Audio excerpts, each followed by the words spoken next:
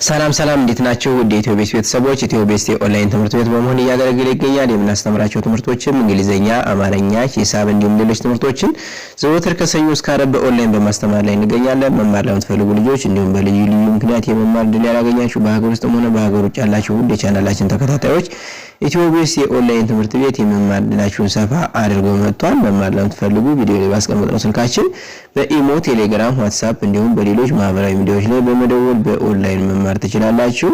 እንግዲህ ኢትዮቤስ ኦንላይን ትምህርት ቤት ጊዜና ቦታ ሳይገድበው በማንኛውም ቦታ ሆናችሁ ማንኛውንም የትምህርት አይነት በማንኛውም ሰዓት የምትከታተሉበት የኦንላይን የትምህርት ፕሮግራም ነው።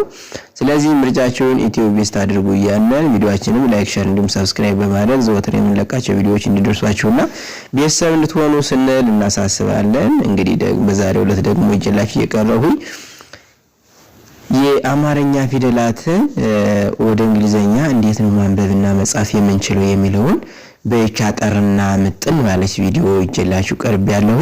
ቪዲዮውን እስከ መጨረሻው እንድትመለከቱትና ጥሩ የሆነ ቁም ነገር እንድታገኙበት እንዲሁም ዕውቀት እንድታገኙበት እያልሁኝ አሳስባለሁ ከወዲሁ። ከዚህ በመቀጠል ቀጥታ ወደ ትምህርታችን እንሄዳለን።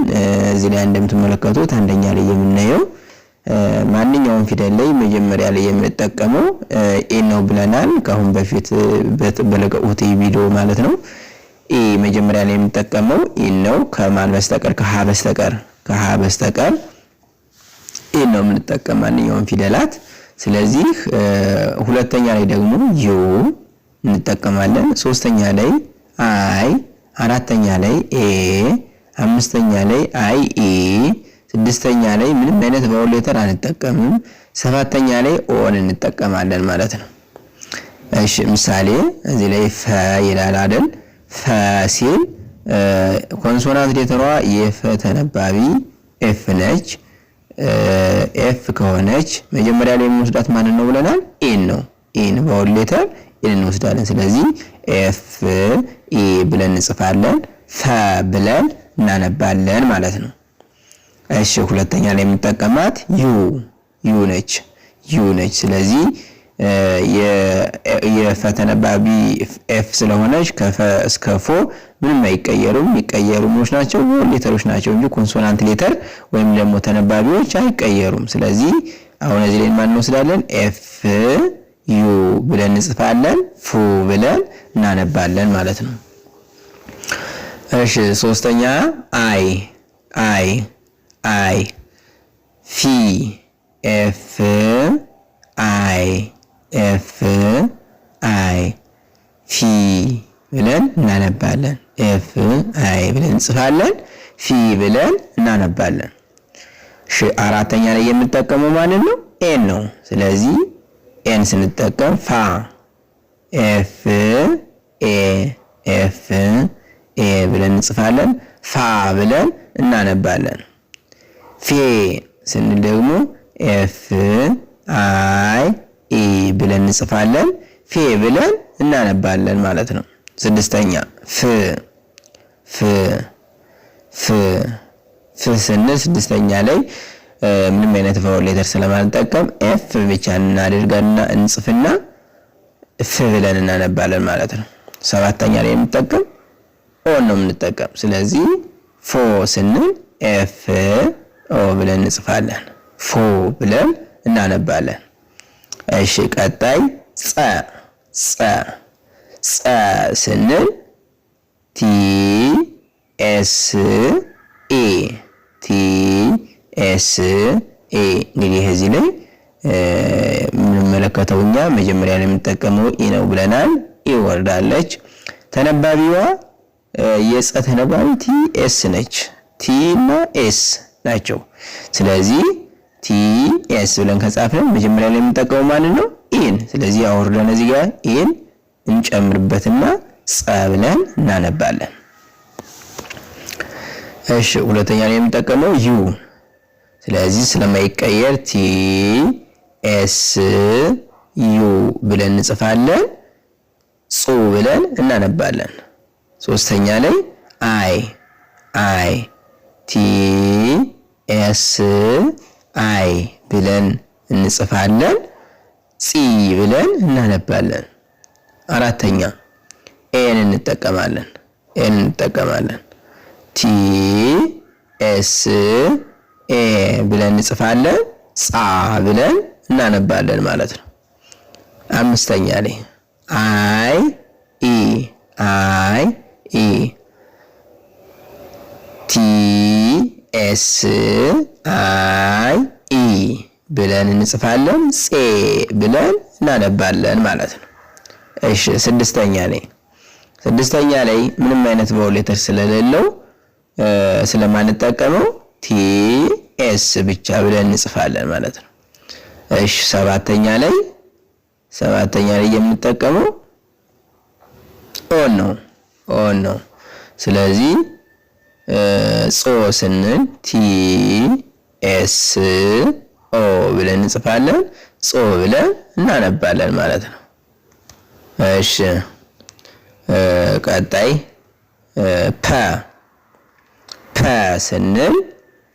ስንል ኮንሶናንቷ ፒ ነች። መጀመሪያ ላይ የምንጠቀመው ማለት ነው ኢን ነው። ስለዚህ ፒ ኢ ብለን እንጽፋለን ፐ ብለን እናነባለን። ፑ ስንል ደግሞ እንግዲህ ቅድም እንደነገርኳችሁ በማንኛውም ሰዓት ኮንሶናንት ሌተር የሚባሉት አይቀየሩም። የሚቀየሩ እነማን ናቸው? ቫውል ሌተሮች ወይም ደግሞ አናባቢዎች ናቸው እንጂ የሚቀየሩ ኮንሶናንት ሌተሮች አይቀየሩም። ምሳሌ ፐ ስንል ኮንሶናንት ሌተሯ ፒ ከሆነች ፑ ፒ ፓ ፔ ፕ ፖ እስከምንል ድረስ ሁሉንም እስከምንጨርስ ድረስ ፒ አትቀየርም። መጀመሪያ ላይ እንደምትመለከቷት እዚህ ላይ ኤምፒ ያለች፣ እዚህም ፒ ያለች ፒ ፒ ፒ ፒ እስከ መጨረሻው ፒ ፒ ፒ ፒ እያለ ይሄዳል። ከዛ ምን ነው የምናደርገው? ቫውል ሌተሮች ይቀያየራሉ። አናባቢዎችን እንጨምርላቸዋለን ማለት ነው።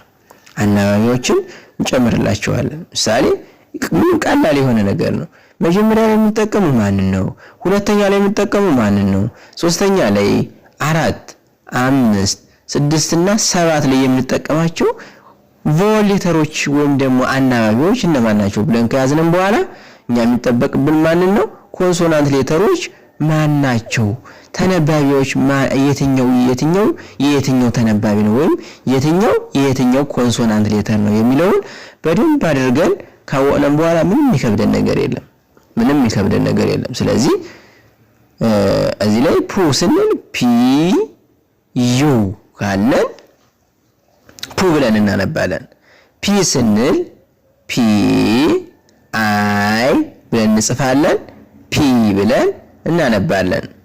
ፓ ስንል ደግሞ ፒ ኤ ብለን እንጽፋለን ፓ ብለን እናነባለን። ፔ ስንል ፒ አይ ኢ ብለን እንጽፋለን ፔ ብለን እናነባለን። ፕ ስንል ደግሞ ምንም አይነት ቫውል ሌተር አንጠቀምም፣ ፒን ብቻ እናስቀምጣለን ወይም ደግሞ እንጽፋለን ማለት ነው። ፖ ስንል ደግሞ ፒ ኦ ብለን እንጽፋለን ፖ ብለን እናነባለን። እሺ ሃ ሁ ሂ ሃ ሄ ህ ሆ ይለናል። እዚህ ላይ እንግዲህ ከዚህም በፊት እንደተነጋገርነው ከሃ በስተቀር ማንኛውም ፊደል መጀመሪያ ላይ ማንን ይወስዳሉ ብለናል? ኢን ይወስዳሉ። እዚህ ሃ ግን የምትወስደው ኤን ነው። መጀመሪያ ላይ የምትወስደው ኤን ነው። ስለዚህ ሃ ስንል ኤች ኤ ብለን እንጽፋለን ሃ ብለን እናነባለን። ሁ ስንል ደግሞ ኤች ዩ ብለን እንጽፋለን ሁ ብለን እናነባለን ማለት ነው። ሂ ስንል ደግሞ ኤች አይ ብለን እንጽፋለን ሂ ብለን እናነባለን። ሃ ስንል ደግሞ ኤች ኤ ብለን እንጽፋለን ሃ ብለን እናነባለን። ሄ ስንል ደግሞ ኤች አይ ኢ ብለን እንጽፋለን። ሄ ብለን እናነባለን። ህ ስንል ደግሞ ኤች ብቻ ብለን እንጽፋለን። ለምን? ስድስተኛ ላይ ምንም አይነት ቫውል ሌተር ስለማንጠቀም ማለት ነው። ኤች ብቻ ብለን እንጽፋለን። ህ ብለን እናነባለን። ሆ ስንል ደግሞ ኤች ኦ ብለን እንጽፋለን። ሆ ብለን እናነባለን። እንግዲህ ውድ ተመልካቾቻችን የዛሬውን ቪዲዮ በዚሁ መልኩ አጠናቀቅን። ከፈ እስከ ሀ ያሉትን ማንኛውም የአማርኛ ፊደላትን በቅደም ተከተል በሙሉ ተቀምጧል።